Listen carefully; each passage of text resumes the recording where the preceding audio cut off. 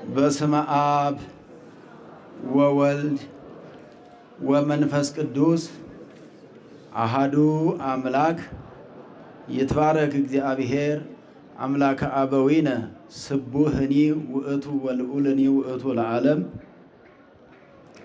ይባርክዎ አናንያ ወአዛርያ ወሚሳኤል ለእግዚአብሔር።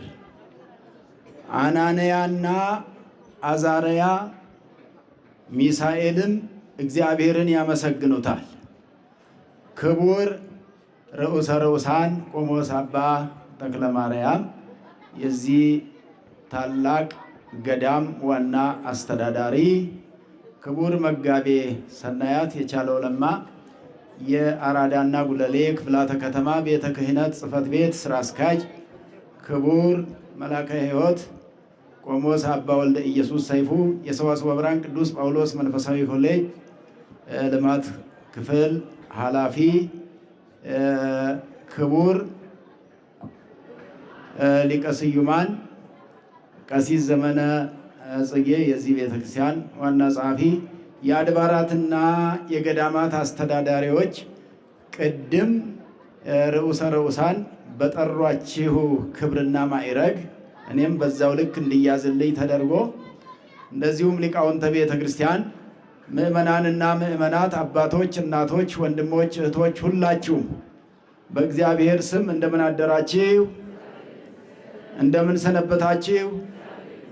ለዚች ሰዓትና ዕለት ያደረሰን ልዑለ ባህሪ ቅዱሰ ባህሪ ንጹሐ ባህሪ ሕያወ ባህሪ እግዚአብሔር አምላካችን ዛሬም ዘወትርም ስሙ የተመሰገነ ይሁን። ይባርክዎ አናንያ ወአዛርያ ወሚሳኤል በሉ ምእመናን፣ ይባርክዎ በሉ። አናንያ ወአዛርያ ወሚሳኤል ለእግዚአብሔር። መልሱልኝ ይህንኑ ቃል። ይባርክዎ አናንያ ወአዛርያ ወሚሳኤል ለእግዚአብሔር። አናንያና አዛርያ ሚሳኤልን እግዚአብሔርን ያመሰግኑታል። ድገሙት።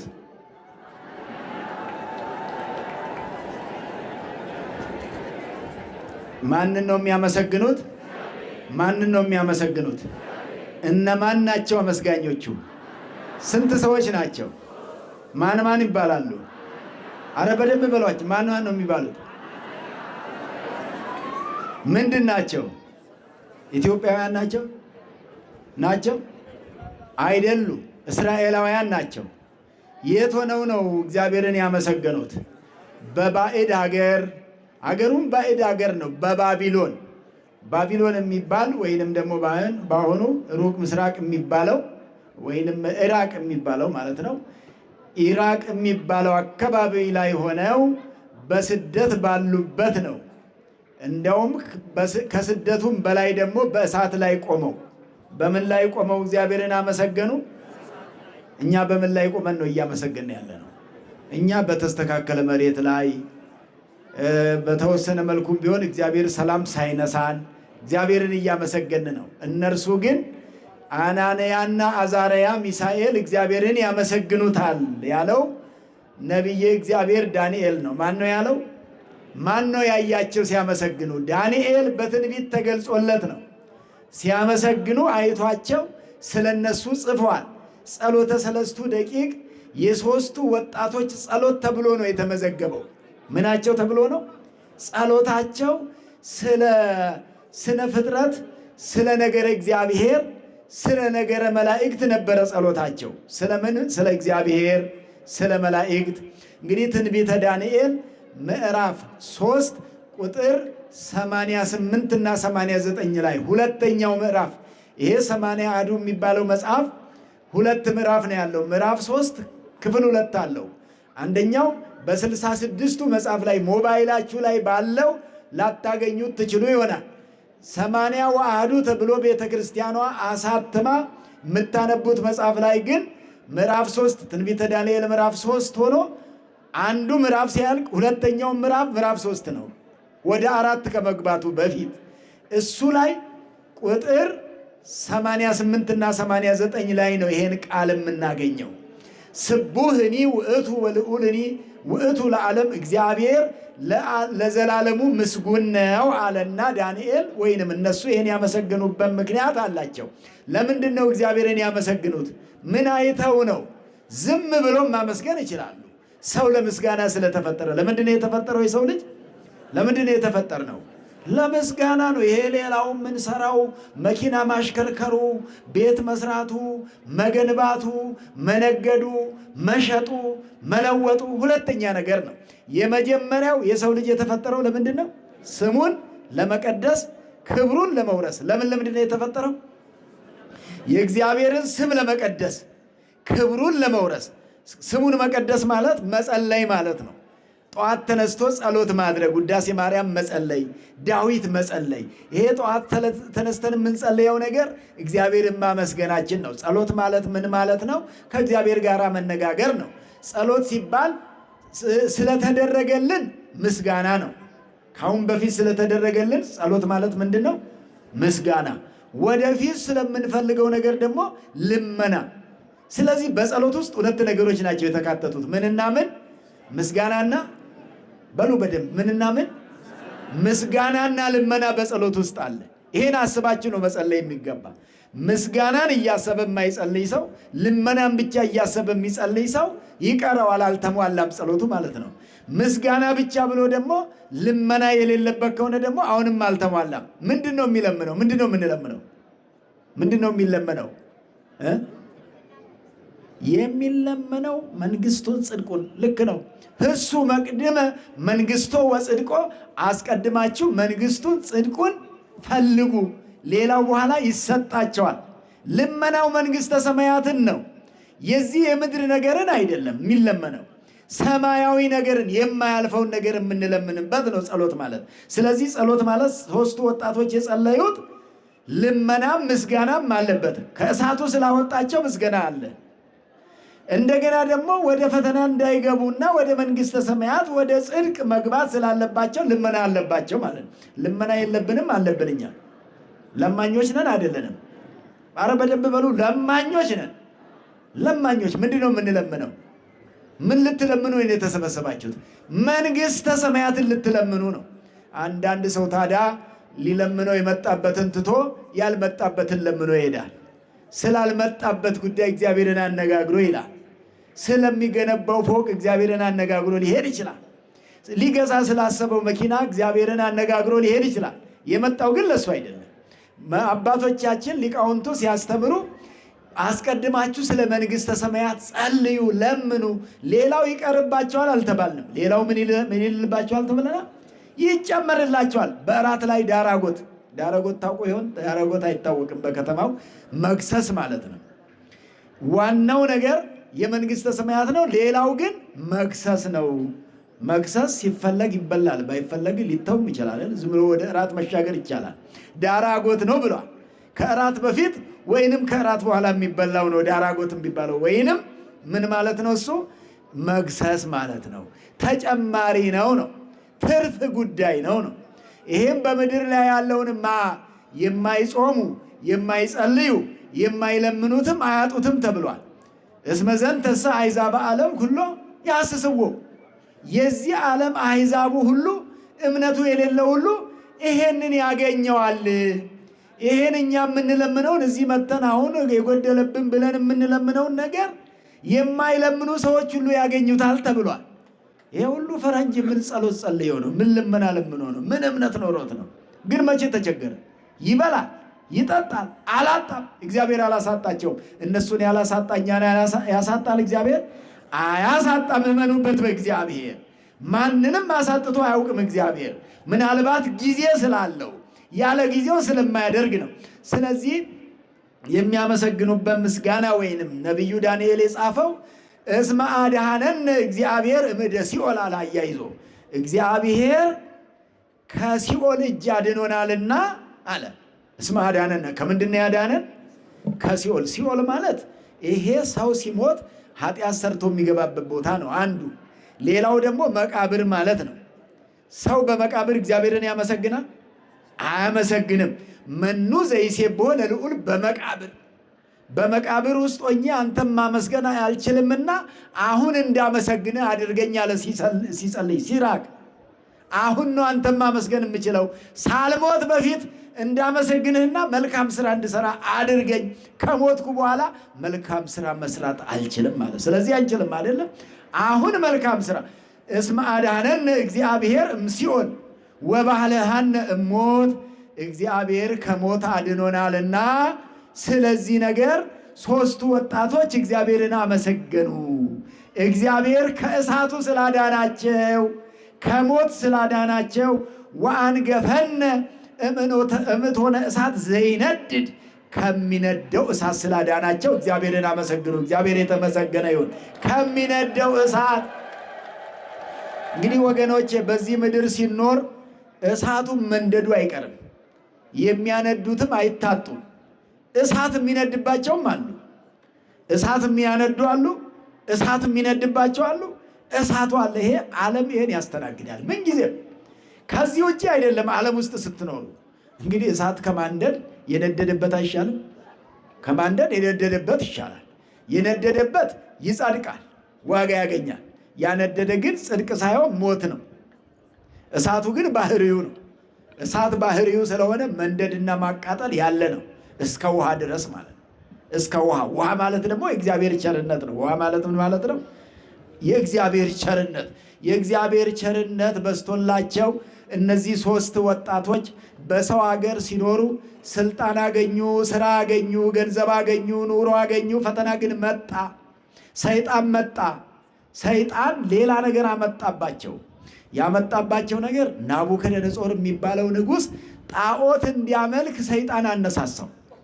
አያችሁ፣ ጣዖት ዝም ብሎ አይመለክም። ጣዖት የሚባለው ራሱ መጀመሪያ ሆኖ የተሰራው አንድ ሰው ልጅ ሞቶበት ነበረ። ሴሩ የሚባል ልጅ ሞቶበት ልጄንማ አላስቀብርም ብሎ ልጁን ዝም ብሎ ይዞ ይቀመጥ ነበር። ሰውየው ይነሳል እያለ አስከሬን ይዞ ሲቀመጥ ከቀናት በኋላ ግን እርሱ እንደዛው ይዞ ሲኖር ሰይጣን ከአስከሬን ላይ ድምፅ አሰማ።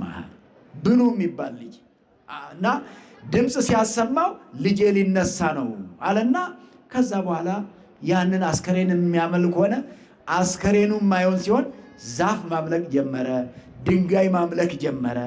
አምልኮ ባዕድ የሚባል ነገር፣ ባዳ ነገር፣ ሊመለክ የማይገባ ነገር ማምለክ ተጀመረ። ከዛ በኋላ ከእግዚአብሔር የተለዩ ሰዎች ብዙ ጊዜ እንደዚህ እያደረጉ እንጨት ያመልካሉ። እንጨቱን ወርቅ ለብጠውበት፣ ድንጋዩን አለዝበው፣ እንጨቱን ጠርበው ምስል አድርገው ሰርተው ለምስል ይሰግዱ ነበርና አዋጅ ታወጀለት፣ ስርዓት ተሰራለት ለጣዖት። አያችሁ ክፉ ሰዎች የሚሰሩትን። አማካሪዎቹ ራሳቸው ሰዎች ናቸው። ይህንን ለሰይጣን ጉዳይ የሚያስፈጽሙ ራሳቸው ስላሉ ማለት ነው።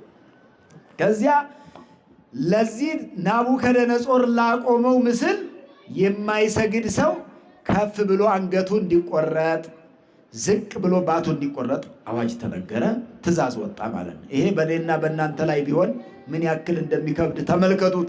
ናቡከደነጾር ማለት ደግሞ ገናና ንጉሥ፣ ንጉሠ ነገሥት በባቢሎን የነገሰ ነው። ነገር ግን ንግስናው በባቢሎን ይሁን እንጂ መላውን ዓለም በዚያ ጊዜ በቅኝ ግዛት ይገዛ የነበረ፣ ያንቀጠቅጥ የነበረ፣ መሬት ትርድለት የነበረ ሰው ነው። አዋጁ የወጣው ከዚያ ቤት ነው። ለሦስቱ ወጣቶች ለአናንያና ለአዛርያም ለጣዖት እንዲሰግዱ፣ ባይሰግዱ ግን በእሳት እንደሚቃጠሉ፣ አንገታቸው እንደሚቆረጥ፣ አደጋ ላይ እንደሚወድቁ ተነገራቸው። ስለዚህ እነሱ ደግሞ የጥንተ መምለኬ እግዚአብሔር የአብርሃም ልጆች ናቸው። የማን ልጆች ናቸው? ቅድመ አያታቸው ከጣዖት ተላቆ እነሱ ጋር ጣዖቱ መጣ። አብርሃም ጣዖት ያመልክ እንደነበረ ታውቃላችሁ። ጣዖቱን ሰባብረው እግዚአብሔርን እንደተከተለ ታውቃላችሁ። ጣዖቱን እንዴት ተለይቶ ሄዶ ከእግዚአብሔር ጋር እንደሆነ ሥላሴን በቤቱ ያስተናገደ እንዲህ ነው። ጣዖታዊ ጠባይን ሰባብረው የተለዩ ሰዎች እግዚአብሔር ነው የሚቀበላቸውና አባታቸው፣ አያታቸው፣ ቅድመ አያታቸው አብርሃም እግዚአብሔርን ያመልክ ነበረ። አብርሃም የሰባበረው ጣዖት በእነዚህ ልጆች ላይ መጣባቸው። ምክንያቱም ሰይጣን መልኩን ቀይሮ ነው የሚመጣው። እኔ ነኝ አይልም። የሚመጣበት መንገድ አሁን ይሄ የቤተ መንግስት አዋጅ ነው። ኖርማል አዋጅ ተብሎ ነው ሲታሰብ የነበረው። በዛ ጊዜ መደበኛ የህግ አዋጅ ተብሎ ነው ሲታሰብ የነበረው። በዚህ ጊዜ እነርሱ አባታችን አብርሃም ጣዖትን ሰባብሮ እግዚአብሔርን የተከተለ ነውና እኛም ለጣዖት አንሰግድም አሉ። ያው እንግዲህ 4 ነጥብ ነው። ይሄ ከባድ ነው። ይሄን መወሰን ይሄን ማድረግ ምን ይጠይቃል? እምነት ይጠይቃል። እምነት ይጠይቃል። ሃይማኖት ይጠይቃል። ሃይማኖት ደግሞ እንደ ወርቅ ነው። ከመወርቅ ፈተኖሙ በእሳት ለሰማዕታት አይደለም የሚለው? ሰማዕታቱን እንደ ወርቅ በእሳት ፈተናቸው። የወርቅ ጽሩይነቱ እና ግብዝነቱ ወርቅ መሆኑና መዳም መሆኑ የሚለየው በእሳት ነው። እሳት ውስጥ ሲገባ ነው። ሃይማኖት አለኝ የሚልም ሰው በሃይማኖት ሲፈተን ነው። የኛ ሃይማኖት በእሳት አልተፈተነም። ምንም አይነት እሳት አልነካንም። ስለዚህ ያው አለን ብለን ነው የምናስበው። ምናልባት እንግዲህ እንደ አባቶቻችን ሐዋርያት ሃይማኖት ጨምርልን እንዳሉት ጨምርልን እንል እንደሆነ ይሄን ሲባሉ እኛ ሰማዩን ምድሩን ለፈጠረ በሉ ምእመናን፣ ሰማይና ምድርን ለፈጠረው እንሰግዳለን፣ አንተ ላቆምከው ምስል አንሰግድም። ይህንን ሲሉ ወዲያው በአዋጁ መሰረት እሳት እንዲነድ ተደረገ። ወደ 40 ክንድ ወደ ሰማይ የሚንበለበል የሚንቀለቀል እሳት ላይ እጅና እግራቸው ታስሮ እሳቱ ውስጥ ተጨመሩ። ነገር ግን በመጨረሻው ሰዓት የተናገሩት ነበረ። ትንቢተ ዳንኤል የመጀመሪያው ምዕራፍ ላይ ምዕራፍ 3 ቁጥር 17 ላይ ባያድነንም እንኳን እኛ ለዚህ ለጣዖቱ አንሰግድም። ባያድነንም እንኳን እንድናለን ብለው እኮ አይደለም እንዲህ ያሉት፣ እንቃጠላለን ብለው አስበው ነው። እንደ አትቃጠልምና ይሄን ቃል ተናገር ቢባል እኛም እንናገረዋለን እኮ። እንደሱ ሲሆን እንደሱ እኮ አይደለም። እንቃጠል ነው ያሉት እንጂ አንቃጠልም በሚል እሳቤ አይደለም። መቃጠሉን አልፈሩትም። እሳቱ ከሃይማኖታቸው አልበለጠባቸውም። ሃይማኖት ይበልጣል። ከሃይማኖት ጋር የሚተካከል ነገር የለም። ከሃይማኖት ጋር የሚወዳደር ነገር ምንም የለም። ሃይማኖት ላለው ሰው ሃይማኖት ማለት እምነት ማለት ነው። እምነት ማለት ደግሞ ሃይማኖት ማለት ነው። ስለዚህ በዚህ ጊዜ እሳቱ ውስጥ ሲጣሉ የእግዚአብሔር መልአክ ከሰማይ ወረደ። ቅዱስ ገብርኤል ቅድም ሊቃውንቱ ወረደ መልአክ እያሉ ሲያመሰግኑ የነበረው ሀበ ሰለስቱ ደቂቅ ማለት ወደ 3ቱ ወጣቶች ማን ነው የወረደው? ማን ነው መልአኩ? ስሙ ስም አለው አይደል? ስም የለው? ማን ነው ስሙ? ቅዱስ ገብርኤል ነው። ስም አለው። ተርታ መልአክ አይደለም። የኛ ቅዱስ ገብርኤል ነው የወረደው። ወደ እኛም የሚወርደው እርሱ ነው። የእኛንም ልመና የሚያሳርገው እርሱ ነው። እኛንም ከሞት የሚታደገን እርሱ ነው። እኛንም የሚያማልደን ይህ መልአክ ነው። ወዘበጦ በበትሩ ለነደ ነበልባል፣ ያንን እሳቱን በበትሩ በመስቀል ምልክት መታው ቅዱስ ገብርኤል። እሳቱን ማለት ነው። በትር አለው ቅዱስ ገብርኤል። ቅዱስ ገብርኤል አካል አለው የለው? አለው የለው? አለው። አንዳንዶቻችሁ አለው ትላላችሁ፣ ወፈረም ልትሉ ትችላላችሁ። አይታወቅም። እናንተ የለም፣ አካል የለውም። መልአክ የሚባለው ረቂቅ ነው። አካል የሌለው ነው።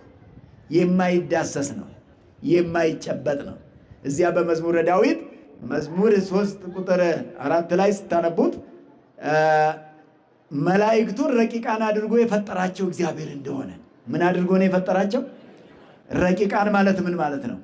የማይታዩ፣ የማይራቡ፣ የማይጠሙ፣ እግር የሌላቸው፣ እጅ የሌላቸው፣ ምናልባት መልካቸው ላይ ሲጸለይ ላይጋሪ ከየተባለ ለሰኮና ከየተባለ የሚነገርላቸው በሰው አምሳል ሲገለጡ መላእክት በሰው መላእክት ሊገለጥ መልአኩ ቅዱስ ገብርኤል ሲገለጥ ለሰለስቱ ደቂቅ አራተኛ ሰው ሆኖ አብሯቸው እሳት ውስጥ ነበረ። ወለራብዑሰ ገጹ ከመ ወልደ እግዚአብሔር፣ የአራተኛው ፊቱ ወልደ እግዚአብሔር ይመስል ነበረ። ማን ነው? ቅዱስ ገብርኤል ነው። ወልደ እግዚአብሔር ይመስል ነበረ። ገብርኤል ብሂል ወልደ እግዚአብሔር። ገብርኤል ማለት የእግዚአብሔር ልጅ ማለት ነው።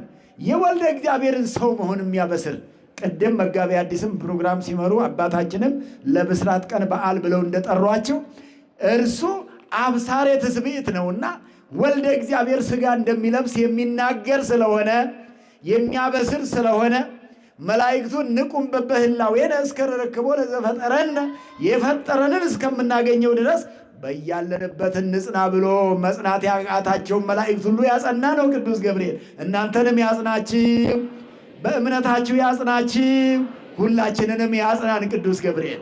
ብዙ ሰዎች መጽናት ይሻላቸዋል፣ ያቅታቸዋል፣ ይደክማቸዋል፣ ይታክታሉ። ቅዱስ ገብርኤል ያበረታል፣ ቅዱስ ገብርኤል ያጸናል። ቅዱስ ገብርኤል በኦርቶዶክስ እምነታችሁ ያጽናችሁ ሁላችሁን።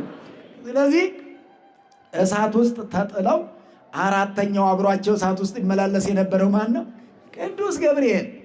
አንድ ሆናችሁ ስትሄዱ ብቻችሁን አይደላችሁም። ቅዱስ ገብርኤል ከእያንዳንዳችሁ ጋር አለ። ቅዱስ ገብርኤል ረድኤቱ፣ አማላጅነቱ። ቅድም ወጣቶቹ በዚህ አካባቢ ያደጉ ምንድን ነው ያሉት? ያሳደገን መልአክ አይደል ያሉት? አላሳደገንም? አሳድጎናል አይደል? አልጠበቀንም?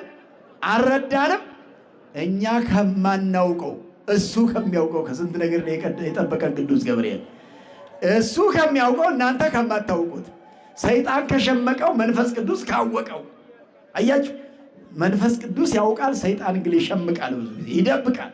የሚመጣባችሁን ነገር አይነግራችሁም። ሰይጣን ቢነግራችሁማ ታመልጣላችሁ፣ ቢነግራችሁማ ትሰወራላችሁ፣ ቢነግራችሁማ ሊሆንም አይችልባችሁም። ከዚያ በኋላ እነዚህ ሶስቱ ወጣቶች ለነሱ የነደደው እሳት፣ የሚያሳዝነው ነገር የናቡከደነጾርን ከተማ ነው ሄዶ ያቃጠለው እሳቱ። አያችሁ፣ እሳት የሚያነዱ እሳቱ ይነድባቸዋል። እንዲህ ነው የሚሆነው። እሳት ማንደድ መጥፎ ነው። ቢነድ ያ የነደደው መልሶ ወደ አነደደው። እለሰ መጥባይት አይነሱ ይመውቱ በመጥባይት። በወንጌሉ ጌታ ኢየሱስ ክርስቶስ ሲያስተምር ሰይፍ የሚያነሱ በሰይፍ ይሞታሉ እኮ ነው ያለው። አይደለም እንዴ? የሚገሉ ይሞታሉ አይደል? የሚገላ አይሞትም? ይሞታል። ሳይገሉ ነው መሞት።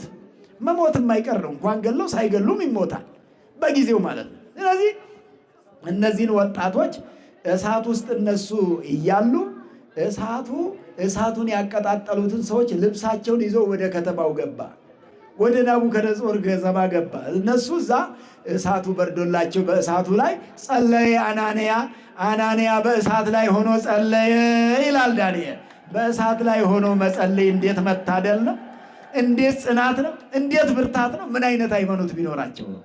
ምን አይነት ሃይማኖት ነው በእሳት ላይ እንዲጸልዩ ያደረጋቸው! እሳት ላይ ቆሞ ከዛ ያ የተመታው እሳት ወኮነ ከመነፋስ ቆሪር ዘጊዜ ጽባህ። ጧት ብርድ ታውቃላችሁ አለ። በይበልጣውን ጧት በጣም እየበረደ ነው። ጧት እኛ እንኳን ማይሌት ላይ የሞቀ እንትን ላይ ያደር ነው። ጧት ከ10 ሰዓት በኋላ ያለ ይቀዘቅዘው ከሱ 7 እጅ የሚቀዘቅዝ ሆነ እሳቱ ይላል። ያለ ባህሪው ማለት ነው። እንግዲህ መቀዝቀዝ ባህሪው ጠባይ ውእየት ነው። የእሳት ጠባይ መቃጠል ነው። ባህሪያችን ውስጥም አለ እሳት፣ ውሃውም አለ ራሳችን ውስጥ። እኛ አሁን ስንኖር ሰው ሲባል ውሃው እሳቱን ሳያጠፋብን፣ እሳቱ ውሃውን ሳያፈላብን የምንኖር ነን እኛ። እንዲህ ነው የሚኖረው። ስለዚህ ሁለቱም ተጠባብቀው ነው የሚኖሩት። 4 ባህሪያተ ሥጋ መሬቱ ሳይጫነን፣ ነፋሱ ገፍቶ ሳይጥለን፣ እነዚህ 4ቱ ባህሪያት የሚባሉት ባህሪያተ ሥጋ። 4ቱ ባህሪያተ ሥጋ የተስማሙለት ሰው የሚባለው ማለት ይሄ ነው። 4ቱ ባህሪያት የተስማሙለት፣ አንዳቸው ከአንዳቸው ያልተጣሉበት። ስለዚህ 3 ደቂቅ የሚባሉ 3ቱ ወጣቶች፣ 3ቱ ጎልማሶች ናቸው። ትልልቅ ሰዎች ናቸው። በእርግጥ ስራ መስራት የቻሉ ለስራ የበቁ ናቸው። እነሱን እግዚአብሔር ሲታደጋቸው መልአኩን ልኮላቸው እሳቱ በርዶላቸው እግዚአብሔርን ያመሰገኑበት ዕለት ነው። እግዚአብሔር የተመሰገነ ይሁን። ዛሬ በእምነታቸው እሳቱን ያጠፉ አሉ ይላል ቅዱስ ጳውሎስ በሮሜ መልእክቱ በዕብራውያን መልእክቱ ምዕራፍ 11 ላይ እሳቱን ያጠፉ አሉ ይላል። በምናቸው ነው ያጠፉት? በእሳት አደጋ ነው? ውሃ መጥቶ ነው? በምናቸው ነው ያጠፉት? በእምነታቸው። ታዲያ የኛ እምነት ምን ነው? ምንም ነገር አይሰራም። የኔና የናንተ እምነት እንኳን እሳት ሊያጠፋ እምነታችን ስንቶቹን አፋቀረ፣ ስንቶቹ ተከባበሩ፣ ስንቶቹ ተፋቅረው ይኖራሉ፣ ስንቶቹ ይተሳሰባሉ። እምነታችን እሳት እንዲያጠፋ አይደለም የኛ እምነት ዛሬ የሚያስፈልገን። ምናልባት ከእሳቱም በላይ እርስ በርስ ሰው ተጠላልቶ የሚኖረው ጥላቸው አንድ እሳት አይደለ? ትልቅ እሳት አይደለ? ይሄንን እምነታችንን ቅዱስ ገብርኤል ይሄን የነደደብንን የጥላቻ እሳት እንዲያጠፋልን ቅዱስ ገብርኤል ይርዳን። አሜን በሉ። ይሄ ነው አሁን የነደደው እሳት ይሄኛው ነው። እኛ ጋር ያለው እሳት ይሄ ነው። ማንም ሰው ሁሉም ሰው መፍትሄ አጥቶለት ተቸግሮበት ተጨንቆበት የሚሆነው ጠፍቶት ሳይንቲስቱ አላዳነ፣ ፖለቲከኛው አላዳነ፣ አዋቂው አላዳነ፣ ባለሀብቱ አላዳነ፣ ባለምክሩ አላዳነ፣ የአገር ሽማግሌ አላዳነ። ይሄን እሳት ሊያጠፋ የቻለ የለም። ይሄን እሳት ሊያጠፋ የሚችል ግን እንደ ሶስት ወጣቶች ያለ እምነት ያለው ሶስት ሰው ቢኖረን ከዚህ የሚያልፍ አይደለም። እምነት ነው። እምነት መጉደል ነው። እምነት ሲጎድል ብዙ ነገር ነው የሚያጎለው። ጌታ ኢየሱስ ክርስቶስ ሐዋርያትን ሲያስተምራቸው እኮ እናንተ የሰናፍጭ ቅንጣት እምነት ቢኖራችሁ ምንድን ነው ያለው? ይሄን ተራራ ከዚህ ተነቅለ ሂድ ብትሉት ይሆንላችኋል አይደል ያለው? ይሆንላችኋል ተብለናል እኮ። ተራራ መንቀል ይቻላል። ተራራ የሆነብን ጥላቻ በዚህ መንቀል ይቻላል። ይሄ ተራራ ሆኖ አልነቀል ያለ በዘሩባቤል ፊት ትልቅ ተራራ ነበር ይላል ነብዩ ሲጽፍ። ተራራ ሆኖ ያስቸገረው አልነቀል ያለው ኢትዮጵያዊ ከኢትዮጵያዊ ጋር ተፋቅሮ መኖር፣ አንዱ ለአንዱ ሰላም መንሳትን እንደ መፍትሄ ቆጠረ። ወገን ወገኑን የጠላ ከማን ላይ ነው የሚቀማው? ማንን ነው የሚያሳዝነው? ማንን ነው የሚገፋው? ኢትዮጵያዊ እኮ ነው፣ ፈረንጅን እኮ አይደለም። እንደውም ፈረንጁን አክብሮ ነው እኮ። አዲስ አበባ ውስጥ ፈረንጆች ተከብረዋል ያሉት ምን ተደርገዋል? ቻይናዎቹ እዚህ እንደውም እንደፈለጋቸው ነው አይደል ሲመላለሱ የሚውሉት የሚያድሩት፣ ማነካቸው? ስለዚህ ለራሱ ግን ለሌሎቹ ለባዕዳን እንኳን ያለንን ያክል ፍቅር ለኢትዮጵያዊ ፍቅር ቢኖረን እምነታችን ሰራ ማለት ነው። የሚሰራ እምነት ይስጠን እግዚአብሔር፣ አሜን በሉ። የእነዚህን ሶስት ወጣቶች አይነት እምነት ለሁላችንም ይስጠን እግዚአብሔር። ያለ እምነት ምንም ማድረግ አትችሉም ተብለናል። ዕብራውያን ላይ ምዕራፍ 11 ቁጥር 5 ላይ ይህን ነግሬያችሁ አጠቃልላለሁኝ። ወዘእንበለ ተአምኖሰ ኢይትከሀል ያስምርዎ ለእግዚአብሔር፣ ያለ እምነት እግዚአብሔርን ማገልገል አይቻልም ይላል። እግዚአብሔርን ደስ ማሰኘት ያለ እምነት ነው እኮ ግማሾቻችን የምናገለግለው። ያለ እምነት ሳይኖራችሁ እግዚአብሔር አይደሰትባችሁም ተብለናል። ቅዱስ ጳውሎስ ነው የጻፈው። እምነት ቢኖር እግዚአብሔር ይደሰትብናል። እግዚአብሔር ሲደሰትብን ደግሞ ችግሮቻችን ሁሉ ይፈታሉ። አልፈታ እያሉ ያስቸገሩ እንቆቅልሾች ሁሉ ተፈትተው ተፋቅረን ሽማግሌዎች የሚጦሩበት ሀገር፣ የማያዝኑበት ሀገር ሳይሆን የሚያዝኑበት ሀገር ሳይሆን ሽማግሌዎች የሚጦሩበት፣ ታቦት የሚከብርበት፣ ወጣቶች የሚሰሩበት፣ የሚያገኙበት፣ ከችግር ተላቀው አግኝተው ለብሰው ደምቀው ያለ ጭንቀት ያለ ስጋት የሚኖሩበት ሀገር ነው የሚሆነው ማለት ነው። እግዚአብሔር ከስጋቱ ያድነን። አንዱም የስጋት ምንጩም ጭንቀቱ ነው። ጭንቀቱ የሚመጣው ደግሞ ካለማመን ነው። ጌታ ኢየሱስ ክርስቶስ ወንጌል ሲያስተምር በማቴዎስ ወንጌል ላይ አስተምሮናል። መድኃኒታችን ኢየሱስ ክርስቶስ አትጨነቁ ተብለናል። እስቲ በሉ ሁላችሁም ምንድን ነው የተባልነው? ግን አንጨነቅም? እንጨነቃለን አይደል? ለምንድን ነው? ምን ስለሆነ ነው የምንጨነቀው? ምን አተን ነው? እምነት አተን እኮ ነው የምንጨነቀው። እምነት ሲጠፋ ያስጨንቃል፣ አያስተኛም። በይበልጥ በዚህ ዘመን እንቅልፉም ቀንሷል። ብዙ ሰው ካሁን በፊት ጠዋት ነግቶ እንኳን እየተቀሰቀሰ የሚነሳ ሰው በዚህ ዘመን እስከ መቀስቀስ የሚተኛ አታገኙ። አይተኛም። ገና ሕፃናቱ በትምህርት ላይ ያሉት እንኳን ጭንቀት ላይ ናቸው። ምን እንደሚያስጨንቃቸው አይታወቅም። በአየር ላይ መሰለኝ የተረጨው እኮ ጭንቀቱ። ከአየር ላይ ልክ ከአየር ላይ በአይናችን በአፍንጫችን የሚገባ እስኪመስል ድረስ የማይጨነቅ ሰው አታገኙ። የሚጨነቅ ብቻ ነው የምታገኙት። ይሄ ሁሉ እምነት ማጣት ነውና ሶስቱ ወጣቶች እግዚአብሔርን አመሰገኑ፣ ነገረ እግዚአብሔርን ተናገሩ፣ እምነታቸውን አስመሰከሩ። እምነታቸው በእሳት ተፈትኖ ነጥሮ ወጣ። እግዚአብሔር የተመሰገነ ይሁን። እምነታቸው የነጠረ እምነት ቅዱሳን ናቸው። በኋላ ምንድን ነው የሆኑት? መጨረሻቸው ምንድን ነው ብትሉኝ፣ ነቢያት ነው የሆኑት። ምንድን ነው የሆኑት? ነቢያት ነው የሆኑት። ስለ ክርስቶስ ስለ ወልደ እግዚአብሔር ወደዚህ ዓለም መምጣት፣ በመስቀል ላይ ስለመሰቀሉ፣ ስጋውን ቆርሶ ደሙን አፍሶ እንደሚሰጠን ተገለጠላቸው። ስለ ስቅለቱን አሳያቸው። እግዚአብሔር አምላክ እግዚአብሔር ወልድ ቅዱስ ገብርኤል ያበሰረው ይሄ አስቀድመው እንደሚመጣ ሰው እንደሚሆን ተገልጦላቸው በምድር ላይ 33 ዓመት ከ3 ወር እግዚአብሔር ወልድ በምድር ላይ በስጋ እንደሚቆይ ነው የተገለጠላቸው። ትልቅ ምስጢር አልተገለጠላቸው? ይሄን የተገለጠላቸው እኮ በመጨረሻው 33 ስንት ዓመት ነው ኢየሱስ ክርስቶስ እዚህ ምድር ያስተማረው? ስንት ዓመት ነው የቆየው? 33 ዓመት ከ3 ወር እነሱ ተገልጦላቸው ነው። እኛ ተምረንም ይዘን መኖር አቅቶናል። በየቀኑ ካልተነገረ ስንት ዓመት ክርስቶስ እዚህ ምድር ላይ ስንት ዓመት ቆየ ብንል ስንቶቻችንን የምንመልሰው? የሚመልስ ይኖራል፣ የማይመልስም ይኖራል። እነርሱ 33 ዓመት ይባርክዎ የሚለው ነገር ሰማያት ለእግዚአብሔር መላእክተ እግዚእ ለእግዚአብሔር የጌታ መላእክት ጌታን ያመሰግናሉ እያሉ ነው የተናገሩት። እነ ቅዱስ ገብርኤልም ማለት ነው የጌታ መላእክት ረቂቃኑ እግዚአብሔርን ያመሰግናሉ ብለው የተናገሩት 33 መስመር ነው ይባርክዎ የሚለው። 33 መስመር የሆነበት ምክንያት ደግሞ ጌታ ኢየሱስ ክርስቶስ በዚህ ምድር ላይ 33 ዓመት ከ3 ወር እንደሚቆይ ከዛ በኋላ ግን በቀራንዮ አደባባይ እንደሚሰቀል ለማን ብሎ ነው የተሰቀለው? ለማን ነው የተሰቀለው? እስቲ በሉላችሁ። ለማን ነው የተሰቀለው? ለዲያብሎስ ብሎ ነው? ለጻድቃን ብሎ ነው? ለመላእክት ብሎ ነው? ለነ ቅዱስ ገብርኤል ብሎ ነው እንዴ የተሰቀለው? አይደለም። እነሱን አይመለከትም። እነሱ አልበደሉም። እኔና እናንተን የበደልነው ስለ ኃጢአተኞች ብሎ ዘተሰቅለ በእንተ ኃጥአን፣ ስለ ኃጢአተኞች የተሰቀለ፣ ስለ በደለኞች፣ ስለ ግፈኞች፣ ዕፀ በለስን ስለበሉት፣ በጥንተ አብሶ ስለወደቁት፣ ከምክረ እግዚአብሔር ከሕገ እግዚአብሔር ስለወጡት ስለኛ በመስቀል ላይ ተሰቅሎ ስጋውን ቆርሶ ደሙን አፍሶ ምን በሉን ያለን ብሉ። በምን? በገንዘብ በነፃ ነው? በምንድን ነው የምንቆርበው? በነፃ ነው? ሁላችንም ቆርበን ይሆን? ሳይቆርብ የሚኖር ሰው በቁሙ የሞተ ሰው ነው። ወደድንም ጠላን። ሳይቆርብ የሚኖር ሰው ሳይሞት ሞቷል፣ ራሱን ገድሏል ማለት። እግዚአብሔር ከሞት ያድነን። ወባህልሃነ እሞት ማለት ነው። ከሞት አድኖናልና እግዚአብሔርን እናመሰግናለን አሉ። ስጋውን ደሙን ሰጥቶናልና እግዚአብሔርን እናመሰግናለን።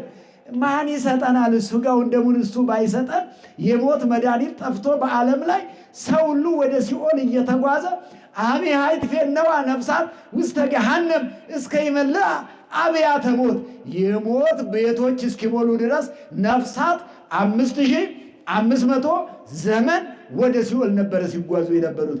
ጌታ ኢየሱስ ክርስቶስ ሲኦል ወርዶ ነፍሳትን አንዴ ጠርጎ ወአልቦ ዘተረፈ ዘእንበለ ወልደ ሀጉል የጥፋት ልጅ ዲያብሎስ ብቻ ሲቀር ነፍሳትን ከሲኦል አውጥቶ አሁን የሰው ልጅ በገነት ነው ያለው። ደስ ይበላችሁ። ስትሞቱ ወደ ገነት ነው የምትገቡት። ደስ ይበላችሁ ስትሞቱ ወደ ገነት። ከዛም በኋላ ደግሞ በዕለተ ምጽአት ወደ መንግሥተ ሰማያት። ስለዚህ ሞትን አንፈራም። ሞትን እንፈራለን? ምንድን ነው የምንፈራው? ኃጢአትን ነው የምንፈራው። ኃጢአትን ፍሩ፣ ሞትን አትፍሩ። ፍርህዋ ለኃጢአት፣ ኃጢአትን ፍሯት ተብሎ በመጽሐፍ የተነገረን እሱ ነውና ኃጢአትን የሚፈራ ሰው ወንድሙን አይጠላም፣ ወገኑን አይጠላም፣ ሰውን አይጠላም። የተጣሉትን ያስታርቃል እንጂ አያጣላም። ይለግሳል እንጂ ይመጸውታል እንጂ አይቀማም። ስለዚህ እግዚአብሔርን ስናመሰግን እንደ 3ቱ ወጣቶች ሃይማኖታችን የጸና እንዲሆን ያስፈልጋልና እግዚአብሔር አምላካችን ሃይማኖተ ጽኑዎች ያድርገን፣ በረከቱን ያድለን፣ ጸጋውን ያብዛልን፣ ከኃጢአት ይሰውረን፣ እሳት ከማንደድ እግዚአብሔር ይጠብቀን፣ የሚነደውንም እግዚአብሔር እሳቱን ያብርድልን፣ ለሀገራችን ሰላሙን ፍቅሩን ያድለን። ወስብሐት ለእግዚአብሔር። ይቆየን።